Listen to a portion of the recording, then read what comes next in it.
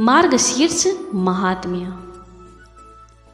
सूत जी कहते हैं, जो संपूर्ण जगत को आनंद प्रदान करने वाले तथा भोग और मोक्ष देने वाले हैं, उन लक्ष्मीपति भक्तवत्सल देवकी नंदन श्री कृष्ण को मैं प्रणाम करता हूँ।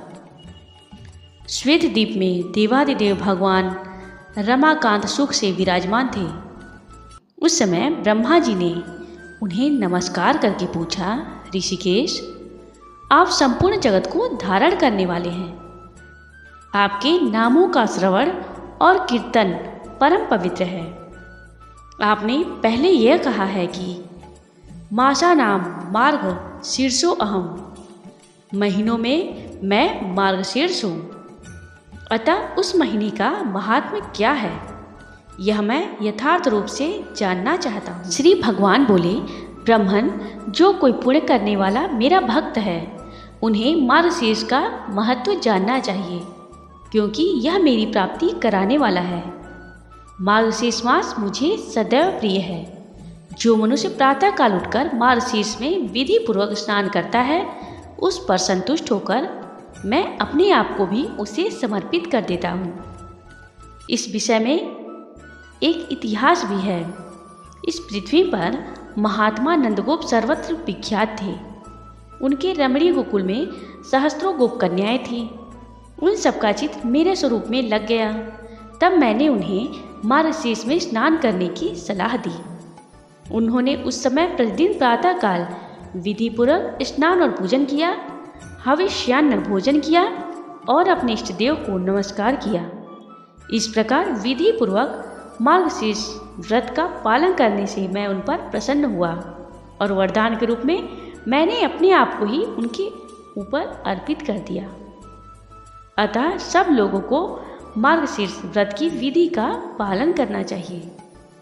रात्रि के अंत में शयन से उठकर विधि पूर्वक आचमन करके अपने गुरु को नमस्कार करें तथा आलस्य छोड़कर मेरा चिंतन करें। भक्ति पूर्वक सहस्त्र नामों का पाठ एवं कीर्तन करें।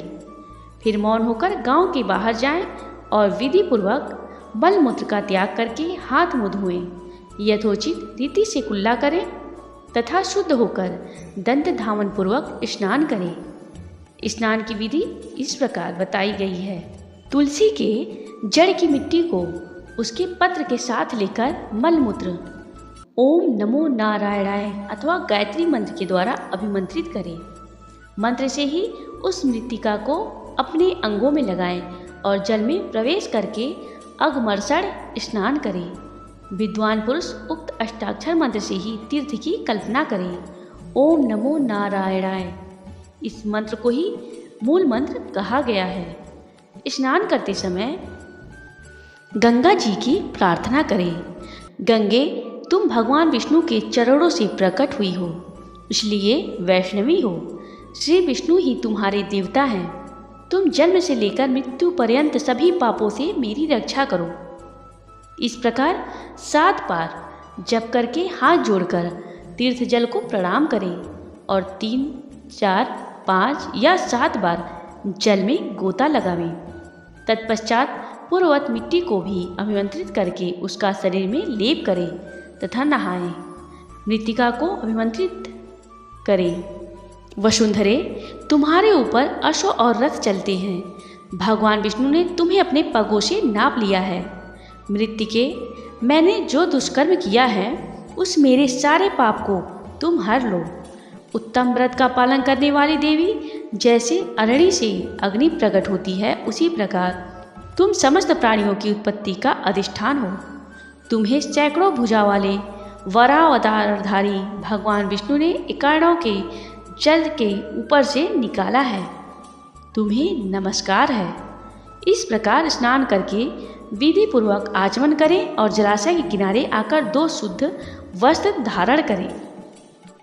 तत्पश्चात पुनः आचमन करके देवताओं, पितरों तथा ऋषियों का तर्पण करने के बाद खोले हुए वस्त्र को निचोड़ें। तदनंतर पुनः आचमन करके धौत वस्त्र से अपने को आच्छादित कर तीर्थ की विमल मृत्तिका हाथ में ले और उक्त मंत्र से ही अभिमंत्रित करके उसके द्वारा वैष्णव पुरुष ललाट आदि अंगों में ऊर्ध्व पुंड्र धारण करे।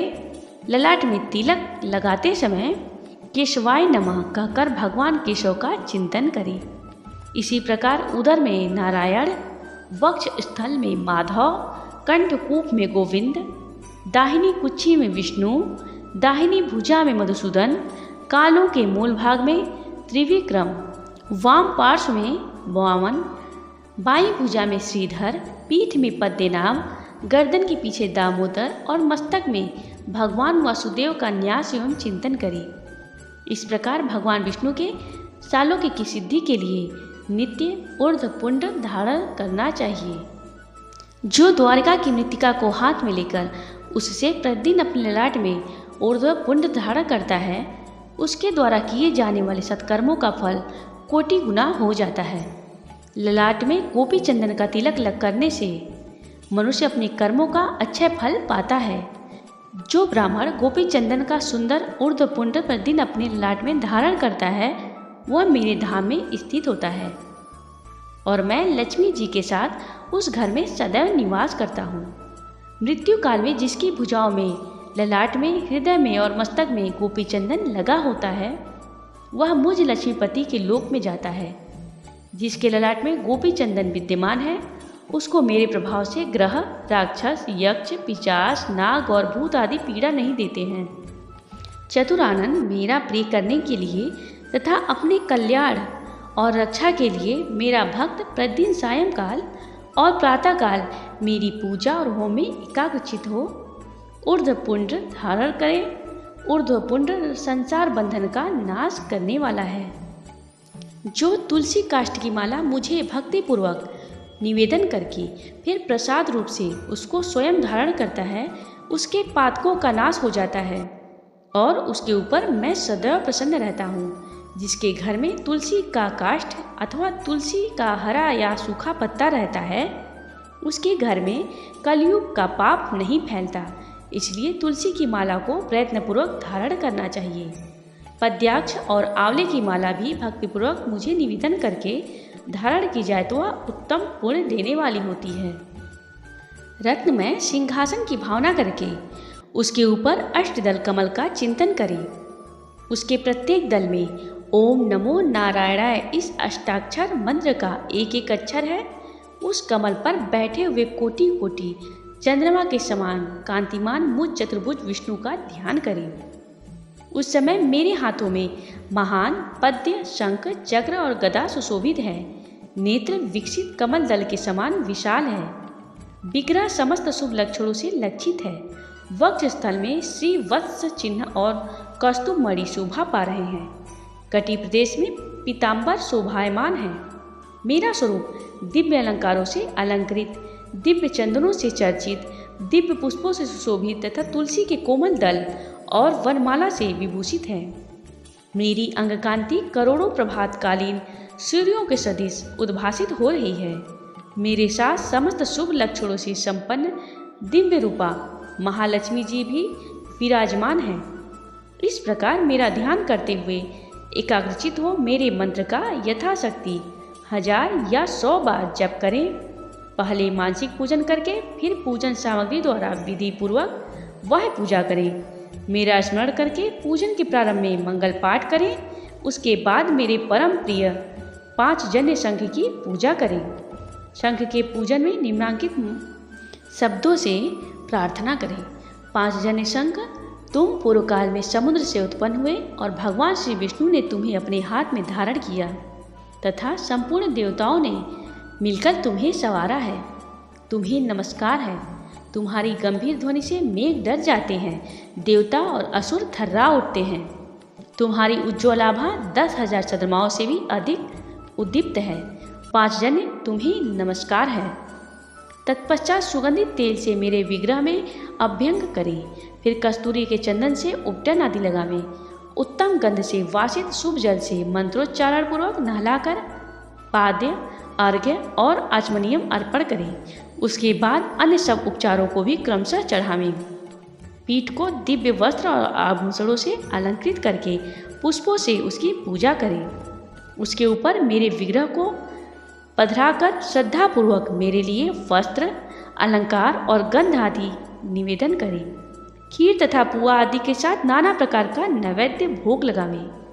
फिर भक्तिपूर्वक कर्पूर युक्त तांबूल भेंट करें। उत्तम गंध वाले पुष्पों को भक्तिभाव से निवेदन करें। दशांग अथवा अष्टांग धूप देकर अतिशय सुंदर दीप जलाकर रखें। प्रणाम करके आदरपूर्वक स्तुति करें। तदनंतर पलंग पर सुलाकर मंगल अर्घ्य निवेदन करें। द्वादशी अथवा पूर्णिमा को यदि गाय के दूध से मुझे स्नान कराया जाए तो वह बड़े बड़े पातकों का नाश करने वाला है। जो मनुष्य मार्गशीर्ष मास में मुझको मधु और शक्कर से स्नान कराता है वह स्वर्ग से इस लोक में लौटने पर राजा होता है। जो अगहन में मुझे दूध से नहलाता है वह स्वर्गलोक में चंद्रमा, इंद्र, रुद्र और मरुदगणों पर विजय पाता है। जो उपासक मार्गशीर्ष के महीने में शंख में तीर्थ का जल लेकर उसकी एक बूंद से भी मुझे नहलाता है वह अपने समूचे कुल को तार देता है। जो अगहन मास में भक्तिपूर्वक शंख ध्वनि करके मुझे स्नान कराता है उसके पितर स्वर्गलोक में प्रतिष्ठित होते हैं। जो शंख में जल लेकर ओम नमो नारायणाय का उच्चारण करते हुए मुझे नहलाता है वह संपूर्ण पापों से मुक्त हो जाता है। नदी, तड़ाग, बावड़ी और कुआं आदि का जो जल संघ में रखा जाता है वह सब गंगा जल के समान हो जाता है। जो वैष्णव मेरे चरणोदक को शंख में भरकर अपने मस्तक पर धारण करता है वह तपस्वी मुनियों में सबसे श्रेष्ठ है। तीनों लोकों में जितने तीर्थ हैं वे सब मेरी आज्ञा से शंख में निवास करते हैं। इसलिए शंख श्रेष्ठ माना गया है। जो शंख में फूल, जल और अक्षत रखकर मुझे अर्घ्य देता है उसे अनंत पुण्य की प्राप्ति होती है। जो वैष्णव मेरे मस्तक पर शंख का जल घुमाकर उससे अपने घर को सींचता है उसके घर में कोई अशुभ नहीं होता है। बाजों के उच्च स्वर और गीत कीर्तन आदि के मंगलमय शब्दों के साथ जो भक्तिपूर्वक मुझे स्नान कराता है वह जीवन मुक्त हो जाता है। जय विष्णु भगवान, जय विष्णु भगवान।